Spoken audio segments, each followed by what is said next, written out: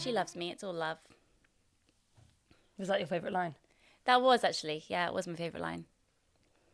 There was also a really good one when Kendall is talking about tweets. And he's like, I just want some, funny as fuck shit, but not in a stupid, jokey way. It's just, he's so stupid.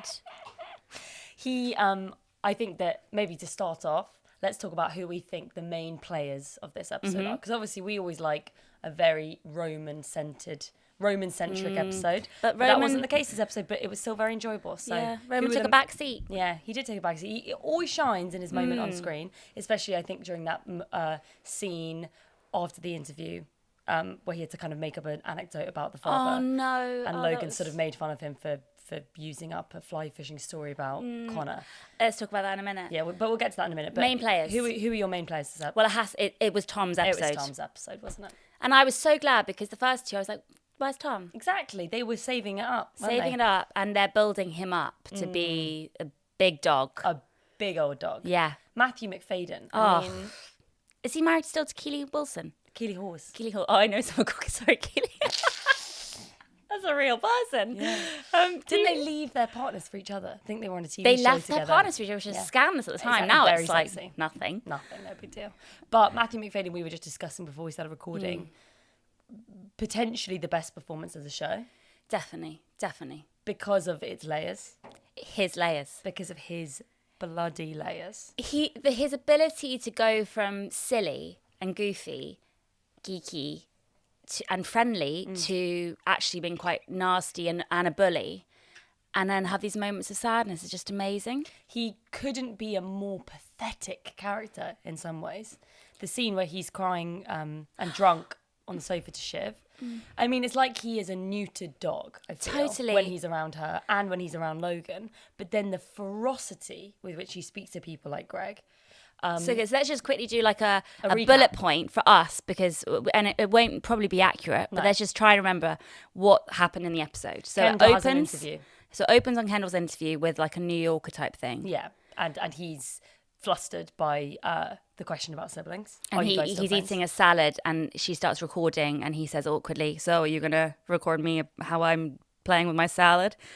And then she says, "You seem very concerned with what people think of you," which is obviously him in a nutshell. And he doesn't respond to and that he's well. like, "Absolutely not. No, that's actually not me at all."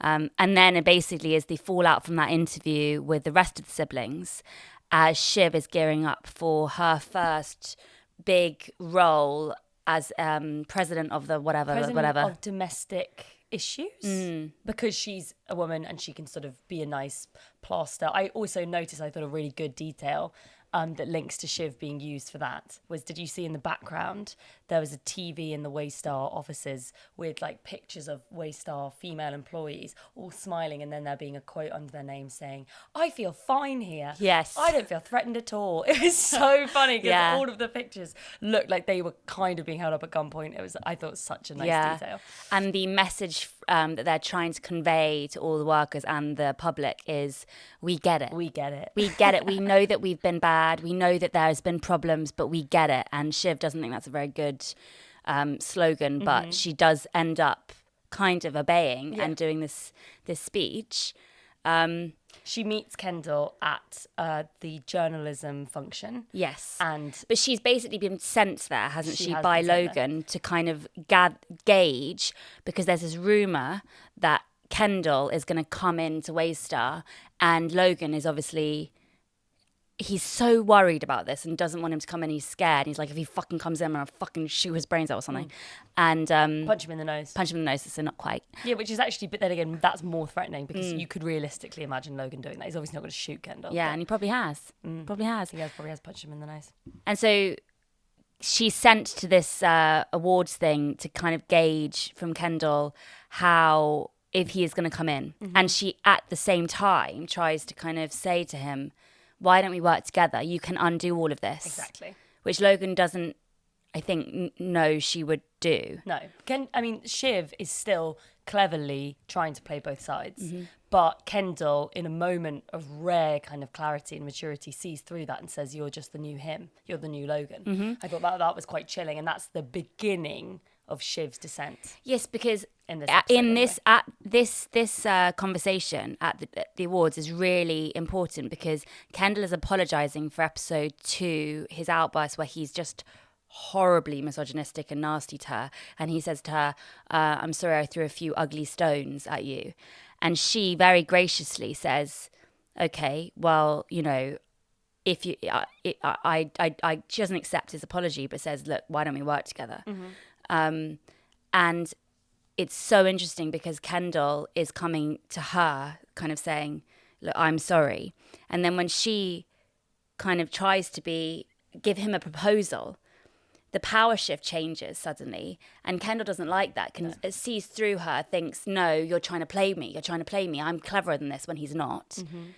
And kind of throws his toys out the pram and then storms off and leaves her alone. I just thought that was really interesting. Also really interesting that they decided to bring back for a very brief cameo Nate, Shiv's sort of former flame and the guy that she was having an affair with when she was getting married. Totally interesting. Like, why? Why is he there? Because he's going to be in it later, isn't he? He's probably going to be in it later, but I think that also, I think it was a really key theme to bring in, remembering that doubt that Shiv had when she was getting together with Tom, because I think a lot of this episode is about the sort of inconsistency of their relationship now. Because when Nate was first introduced, Tom and Shiv were at least kind of solid, the company was doing well, and that they had this big, big grand wedding, and now everything's kind of falling apart. So it was very interesting to see Nate there. And I think Shiv seemed quite flustered as well around him. I don't think that she was as cool and calm and collected as she normally was. Totally.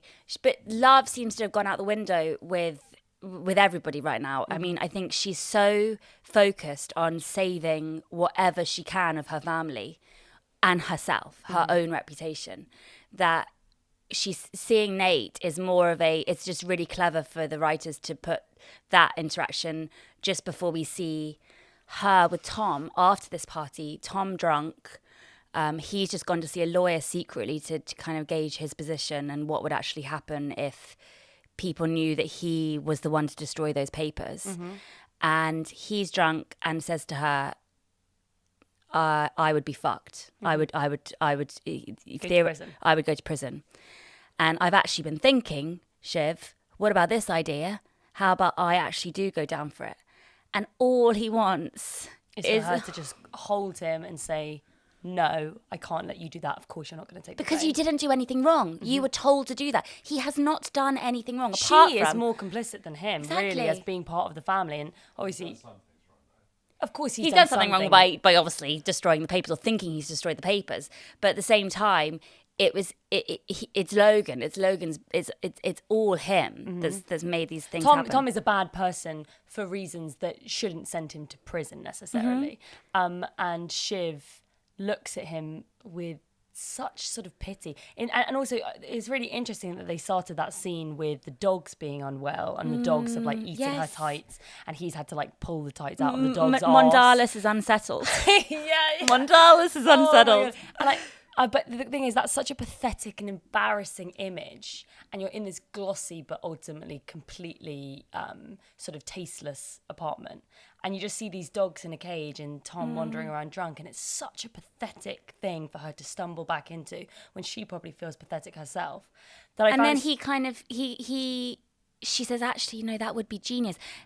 Almost patronising him because he's a bit drunk and saying, that's such a clever idea. Obviously, don't do it. Yeah. But that is very genius. Yeah. And, you know, actually, that would be very clever. Exactly. Basically, but don't do it. Treating him like another neutered dog, patting him on the head. And ultimately, she kind of sounded like she almost wanted him to go to jail. Well, she knows it's a clever plan. I don't quite understand why it's such a clever plan. But then he hugs her and she pats him on the back.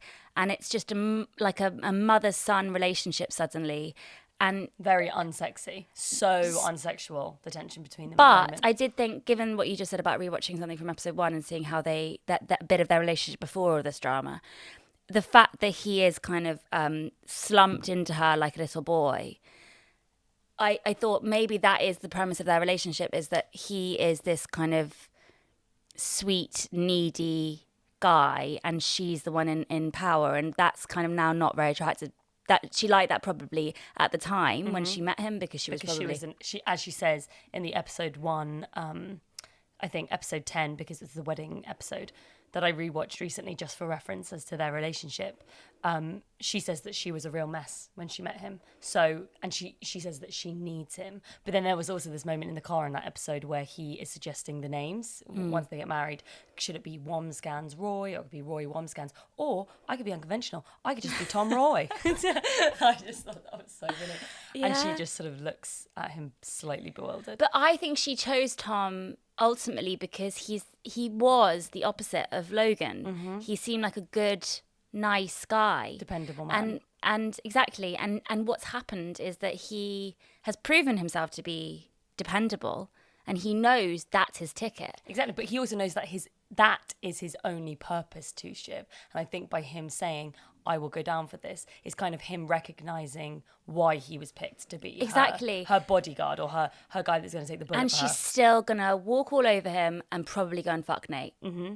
And I just found it amazing that in his drunken moment, he reverted after being quite like strong with her in episode 1 and 2 by being like, yeah, well, what does love mean? And I'm like, well, you know, he actually kind of being the dominant one with Shiv and making her more needy.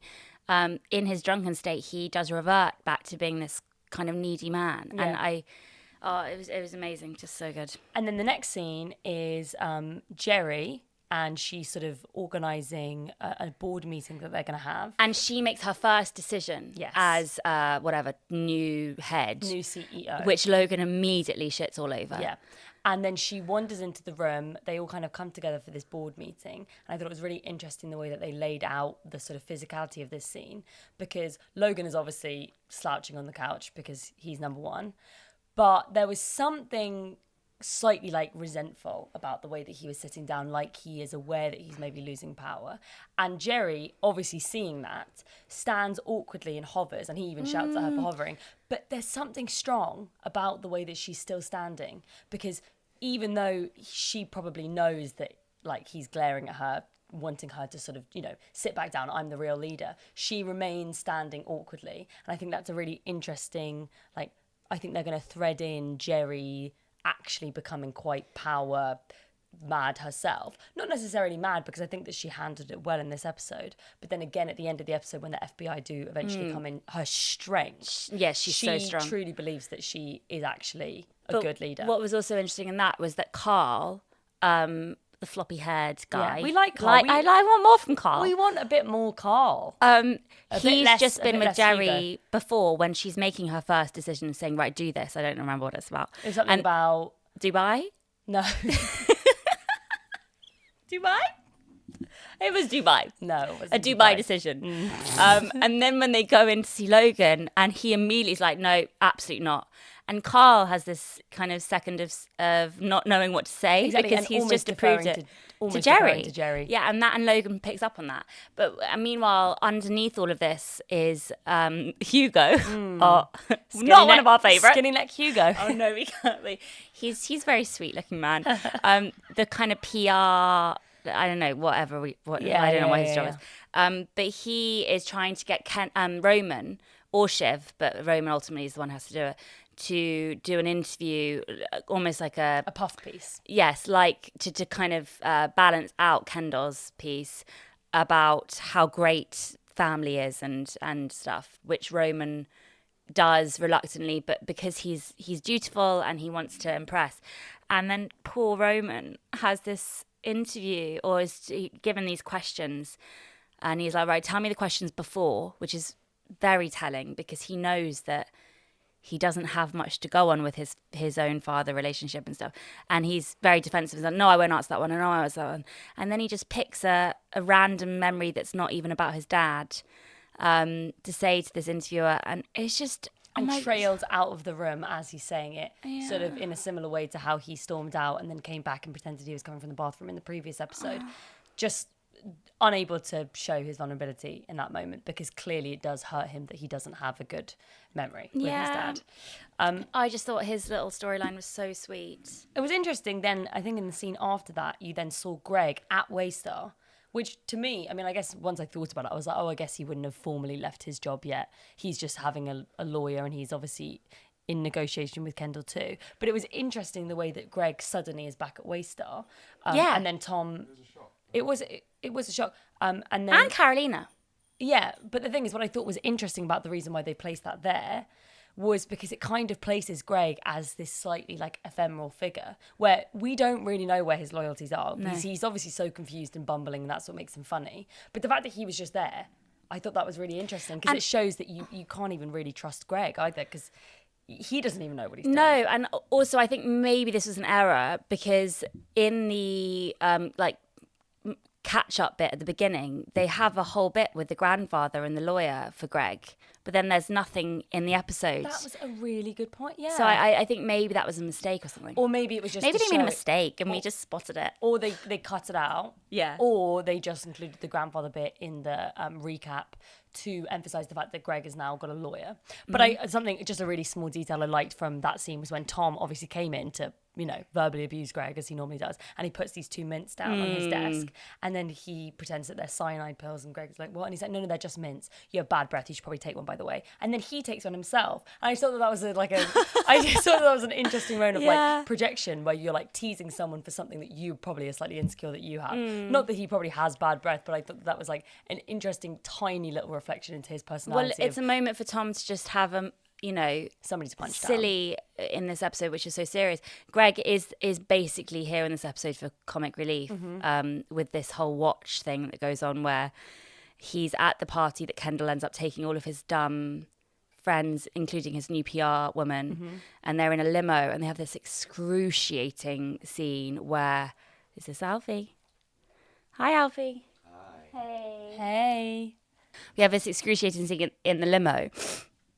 Sorry, where Kendall says that he wants to play a game of good tweet, bad tweet, where they read out, he gets everyone drunk and need to read out a tweet and then he decides if it's good or bad. It's just mad. So he must have searched his own name on Twitter, gone on the general latest page, and then they just pick out. That's what they're tweets. doing, yeah. Yeah. With his girlfriend who has very little to do right now. Apart from basically just be his groupie almost, which is really interesting because they set her up when we first met her as being obviously a part of this incredibly successful rival family that's like a lot more sort of dignified and intelligent and like left wing. But now she's just like this sort of groupie for Kendall. But they also met when she was clean. Yeah. And he was clean too. And what I think her role now is to symbolise that rung of society, high society, where addiction and kind of alcohol and drugs, going out, fancy parties, hedonism, ego is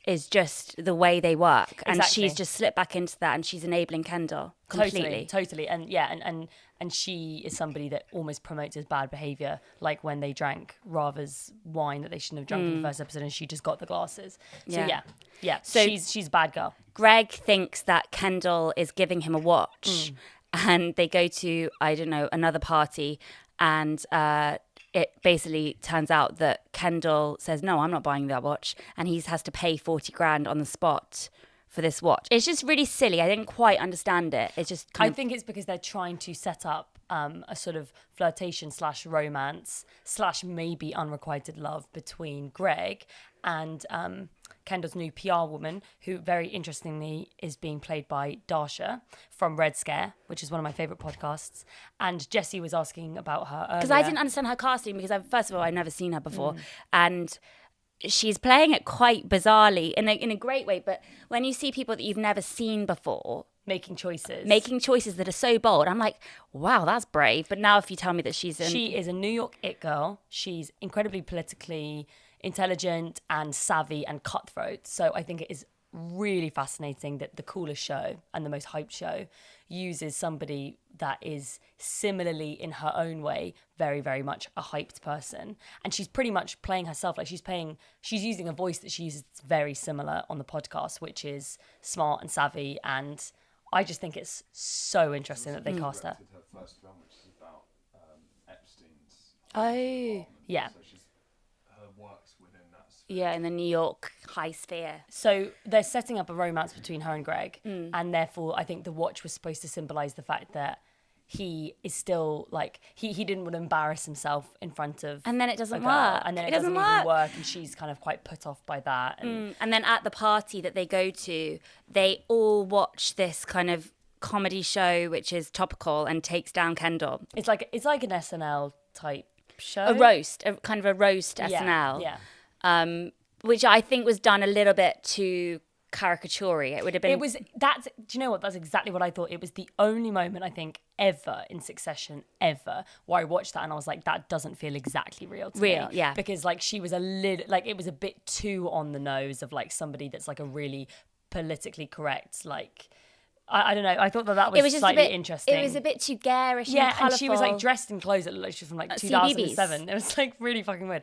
But I got the point. And we all got the point. And him standing there like making everyone him. Stops and has to watch him, and his girlfriend's behind him, and she's taking him down, this presenter, and yet Kendall thinks it's funny and says, very interesting, says, because everyone's just silent and it's really awkward, and he's like, it's okay, you can laugh. It's okay, you can laugh. You know, she loves me. It's all love.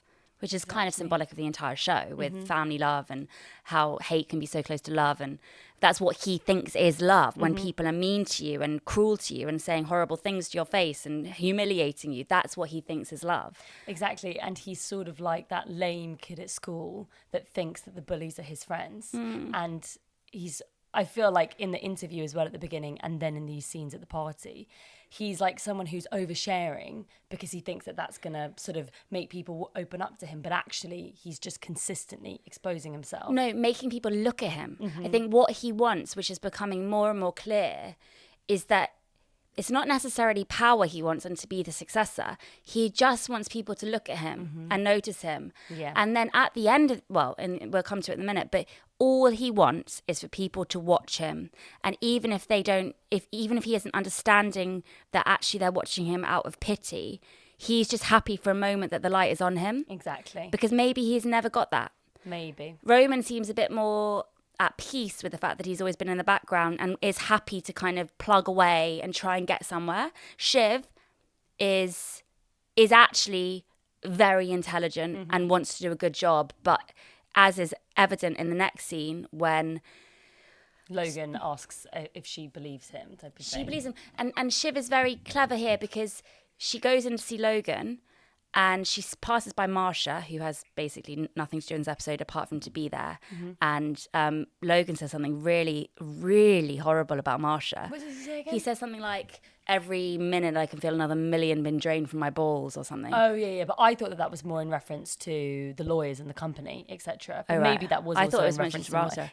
it was very much ambiguous, which is probably on purpose. And Shiv for the first time says, can we talk to Logan? And she basically asks him straight to his face, how much did you know? And Logan says, you can trust your dad type thing. I don't know what he says, but, you know, you don't have to be ashamed of me or something. I thought that he was actually, I found him to be quite believable in this scene. Same. Which was quite weird. And I don't know if they've done that on purpose to make you feel uncomfortable because you obviously know that he's complicit in some awful things. But the way he spoke about it in that very refreshing boomer tone where they're like, this is all a bit of nonsense. Hullabaloo.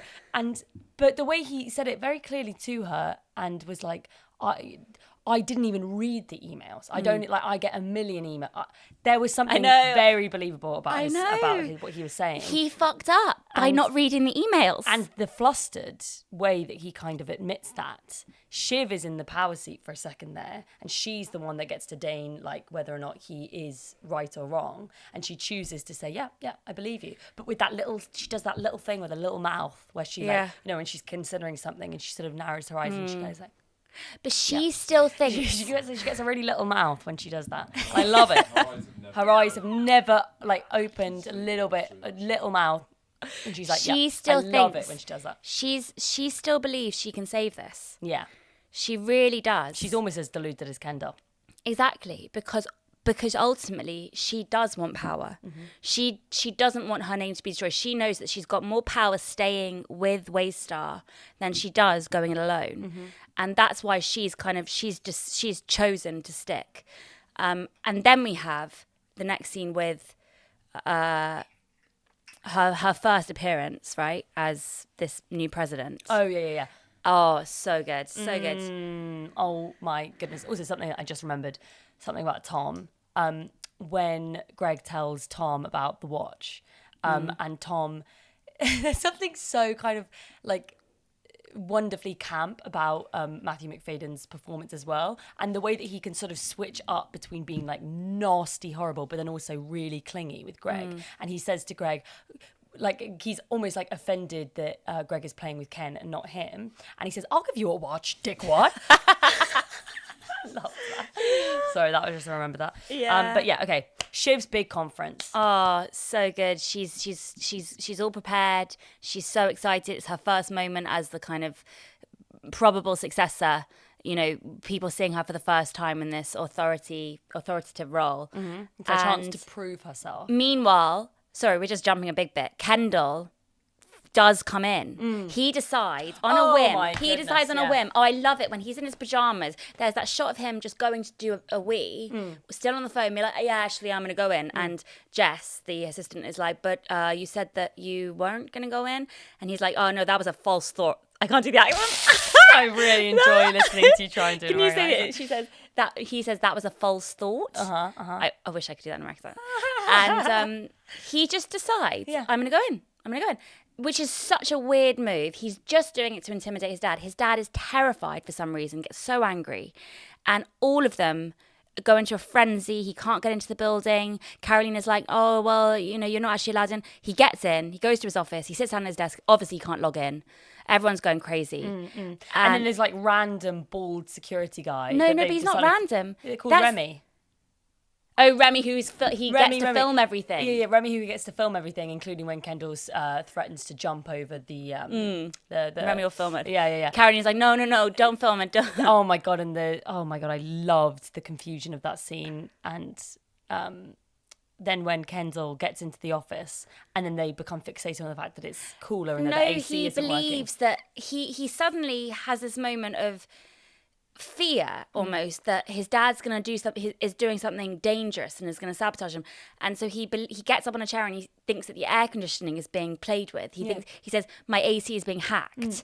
And it's so stupid. It's so stupid. And then the big ball guy like holds up his hand. And I just thought it was such a funny vignette because Kendall looks so little and childlike. And he's even got this little boyish cap on. Yeah. But it just shows that in those moments of, I don't know, everything is so heightened right now. He really believes that something crazy, like why would they hack his AC in that room? Like, it's so stupid. It's so implausible. And Jess is kind of having to sort of like be slightly rational, be like, no, I think it's pretty much the same. Yeah. But they're all having to continuously calm him down, but also enable him at the same time. Totally.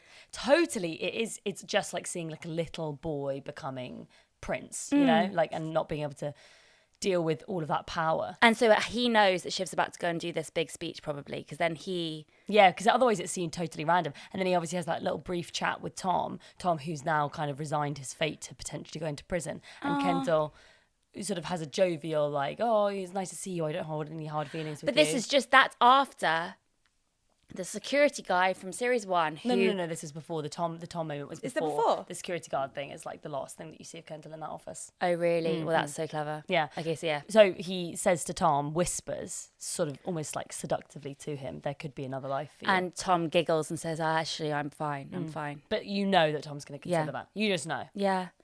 And so then the security guard, who was the person the only other witness to basically Kendall's... Manslaughter. Who drove Kendall, sorted it all out. Basically, never really had very many lines, but he was the one that found Kendall's key card in the car, and he took it out because Logan was able to get the security guard in the scene before the police came. So that guy is pretty much the only other person in a small group of people who knows what Kendall did. And he goes up to Kendall and was like, I know you. And then leaves. Exactly. Fucking terrifying. And that is the first time that like Kendall's sort of big balloon of ego has been punctured this season, because he's kind of thought that he was like indestructible. Well, that and then in a minute, the second puncture. So we have that probably triggers him getting set, you know, the security guard saying, I know you. Triggers. I mean, maybe he makes that decision momentarily, but to go and destroy Shiv's moment. And My so goodness, do you think that that's the reason? Well, it must be because because then after the security guy says that, he says, Romy, I need you to go buy a few things for me. That's yes! exactly what it is. And then, That's oh my God, and then exactly what Shiv it gets is. up on the stage, her big moment, and then just as she starts speaking, Rape Me by Nirvana starts playing. I couldn't fucking believe that. All these speakers are planted, so he's planned it. It's just genius. It's like a boy wonder. It's like this most pranky, naughty thing that you could do. But what's staggering is that no one does anything. Shiv keeps talking. Logan is frozen. It just shows when scary things happen, humans do kind of just freeze.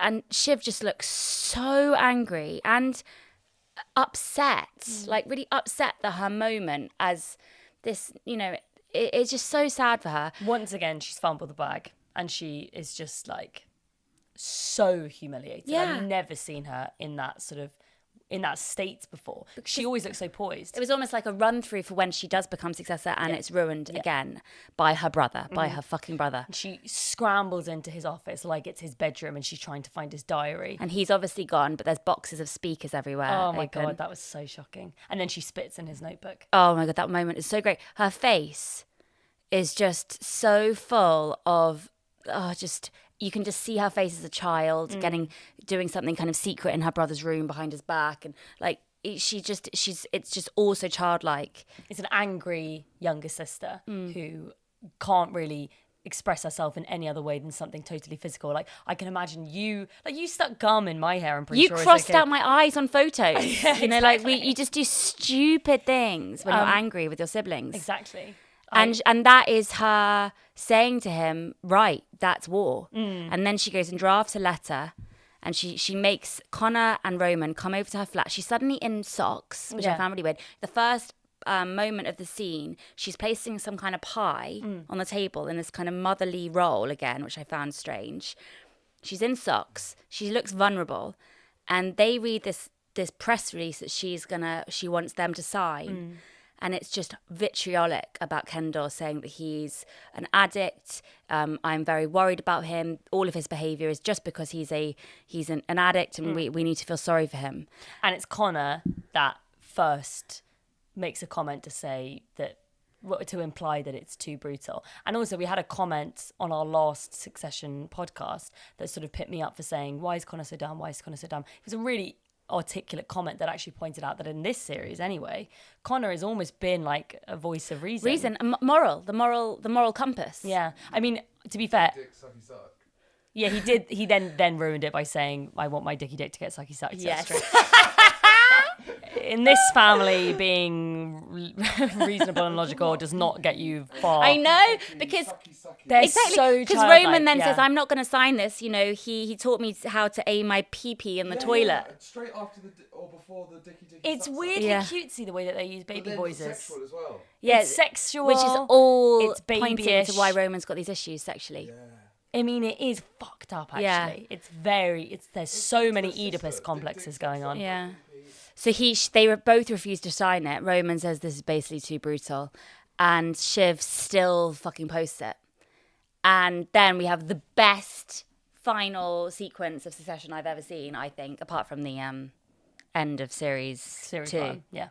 Yeah, end of series 1. Oh God, it's so good. Kendall It's building up to. is trying to prove that, they're not bullying me, I'm part of the joke. So he goes into the studio To be an actual guest. and his girlfriend is sitting there groupieing him, and Greg is like chattering away with Dasha.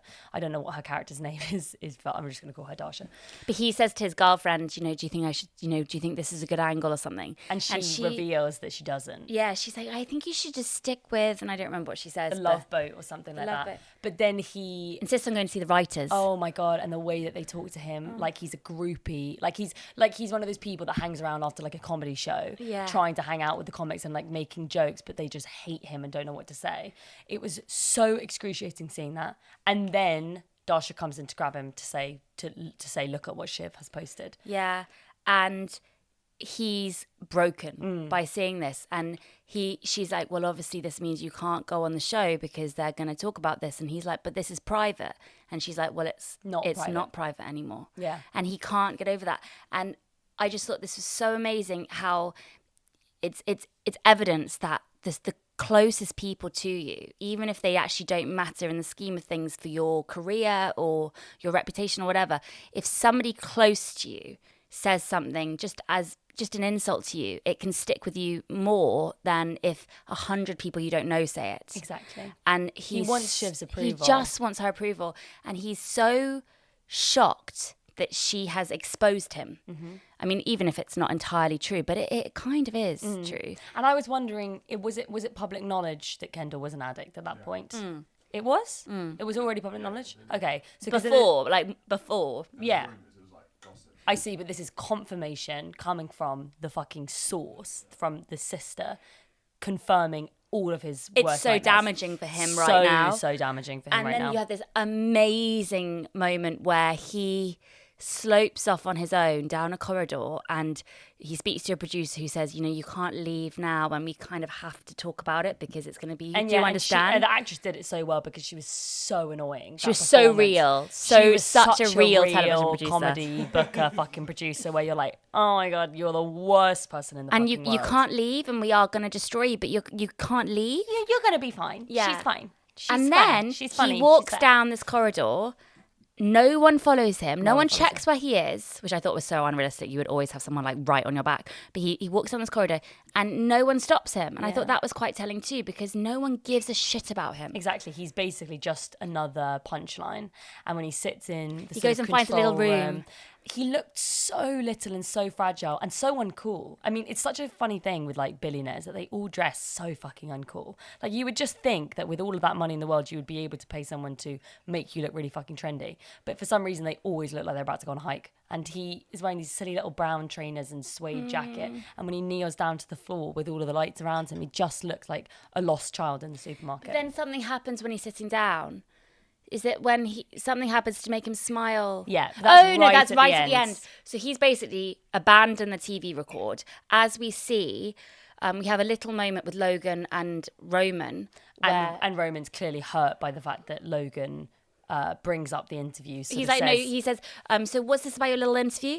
Yeah, and then he uses a slur by describing Roman as sort of very camp for what he said about... Yeah. About it. And Roman's like, oh yeah, no, it's just silly. And what's the story about the fishing boat? And then Roman just heartbreakingly says, no, that was Connor. Connor took me. That was Connor. Exactly, and I feel like there's just such clear puppy dog kind of hurt in Roman's voice and face by the fact that not only he never got taken on a fishing trip, but also the fact that the father is mocking him for doing something that he had to do. Yeah, he was told to do by the dad. But it's like he can never please Logan. No. Literally never please him. And you can never escape your position in the family. Yeah. So he is always going to be looked at by Logan as the baby. Mm-hmm. Is he the baby? No, he's not the baby. But he he's the seems like the smallest. baby, Yeah, doesn't yeah. he? He does. And then you have Tom at his function that Mm-hmm. he's kind of head of ATN or whatever, and he's doing really well. He looks actually quite kind of powerful in what he's doing. He's doing a speech. And then Hugo comes up and whispers in his ear, the FBI are here. And suddenly the music changes. It becomes all like classical and intense. It's so good. And it's clear. Oh, hang on. Have we talked about Tom's sacrifice? We have talked about it. Yeah. Okay, great. Cool. Yeah, so Tom basically, oh shit, this is my moment. Now this is all going to happen. As we cut back to Kendall. Well, no, as we cut back to everyone in the office going crazy, Logan refusing to let the FBI in once again, and Jerry kind of actually reaching the top of that peak that she was climbing before, having real strength, coming in and saying, you're being a fucking idiot. Jessie! Jessie just spilled water everywhere out of her mouth, you disgusting bitch. I'm just reliving and I was like rocking back and forth, like, oh my God, yeah. that's what happened, and then that happened, and then that happened. It's so easy to get hyped up But the in the music, show, it was isn't so good, and the only reason Logan cooperates is because he's got the fallout guy now with Tom. Mm-hmm. It's the only reason. Do you think so? Yeah, because there's no, it's a split-second decision, and that's why Hugo was sent to Tom. We didn't have a choice. He also didn't have a choice. He didn't have a choice, but up until that moment, he hadn't been like, I will cooperate.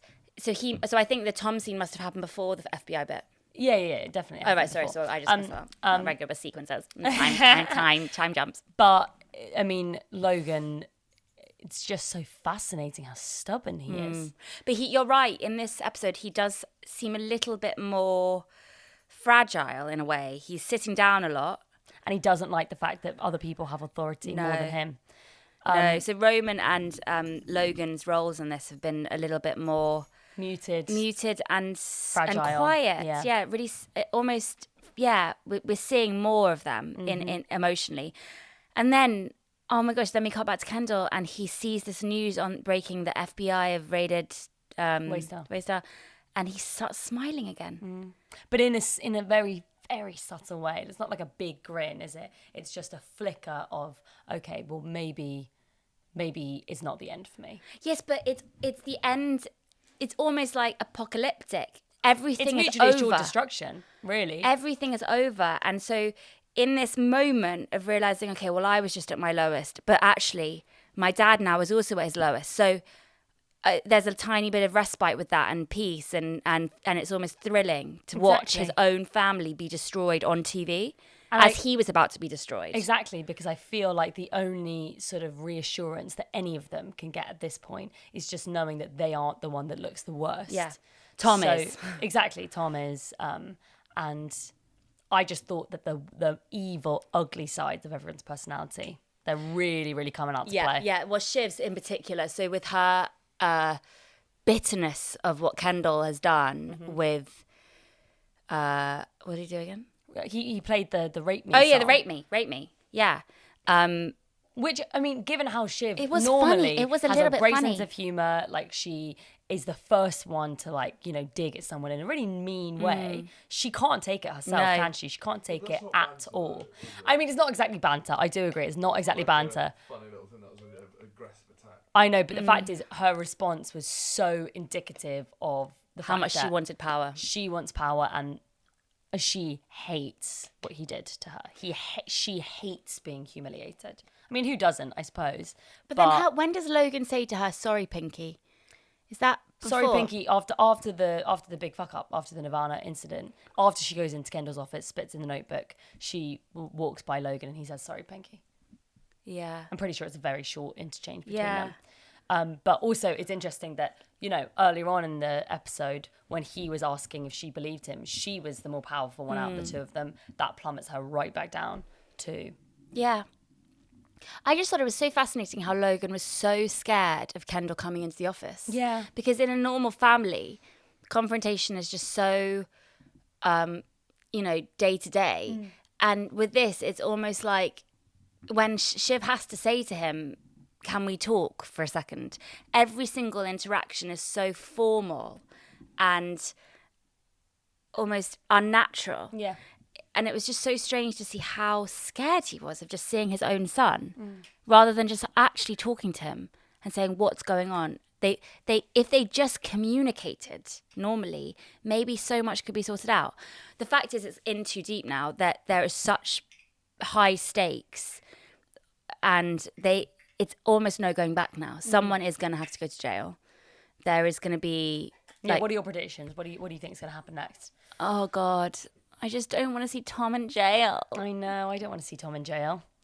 I feel like if there's going to be a jail, it's going to be right at the end of the season because they have a lot of investigations to go through first. Yeah.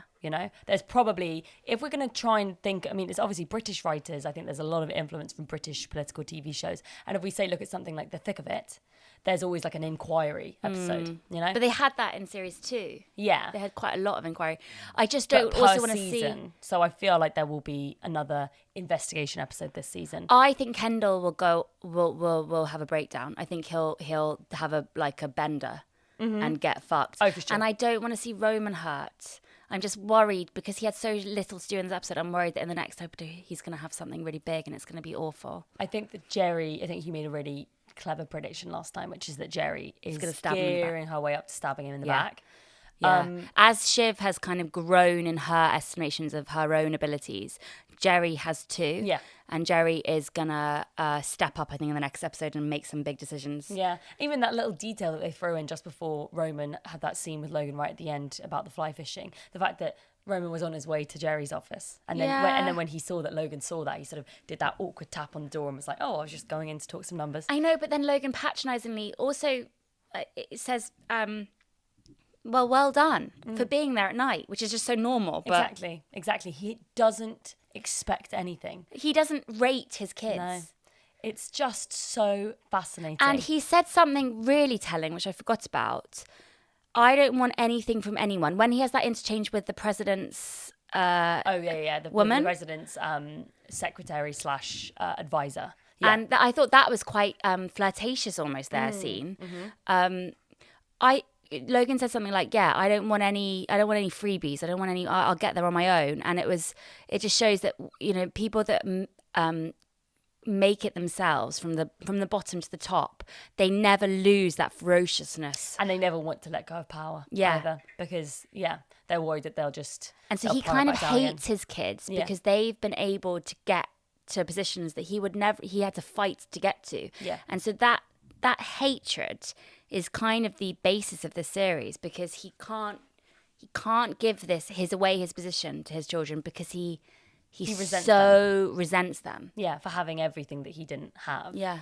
Even though they're his children. Yeah. Exactly. I don't know. It's so interesting, a whole topic about like nepotism and stuff. And, if you have children and you've worked hard to get where you are, would you happily let them just ride on your, coattails? I know, it's such an age-old question, isn't it? Because ultimately, the best thing that you can do for your children is provide for them and give them a happy, safe home and every opportunity in the world. But, some of the most amazing, inspiring people in the world have come from situations or family situations or just didn't grow up with a lot, so that they really had to fight for themselves. But if you look at the case studies here of Shiv, Connor, Roman and Kendall, Shiv is the only one who was a established lawyer. No, she was a political consultant. Roman hasn't seemed to have accomplished much. Kendall was a bit of an addict. Connor is obviously doesn't do anything. Has never done anything. That's not particularly good. It's a perfect example of why children tend to turn out better when they don't have a lot growing up, or at least they don't have an excess of stuff. Because maybe when you have too much, it just doesn't motivate you to do anything. And maybe Logan feels secretly guilty for the fact that his children haven't been able to achieve that much. So who is your favourite in the episode? Who was my favourite in the episode? Tom, definitely Tom. Tom's performance was so multifaceted and tragic and fascinating. Do you think Tom and Shiv's love will last? Definitely not. Oh no. Definitely not. And we were just saying this before we started recording. I think the reason why his performance stands out is because it is such an unusual character to see. Yeah. Something that is so unpredictable about him all the time. Whereas the rest of the actors, I feel like, such brilliantly observed characters, but slightly more normal archetypes of people. Yeah, I really wonder what he's like in real life. Oh my God, I would be fascinated. Yeah. It has to be something a little bit fucked up to be able to access that so well. Yeah. It's very English, actually, his portrayal, with the kind of laughing, charming element. Yeah, it's great. Anyway, I think we've summed up what happened. Have you got all of We're definitely going to lose audience members. Somebody commented, I woke up to a comment on YouTube, which was, I'm not going to watch the series, so I'm not going to watch your podcast anymore. Or something like that. Okay, so babe. bye. We didn't fucking ask you, did we? Bye-bye. We're joking. See okay, you look, soon. we love you. Come back when we're not talking about Roman. Yeah, exactly. Do you know what? It'll happen someday.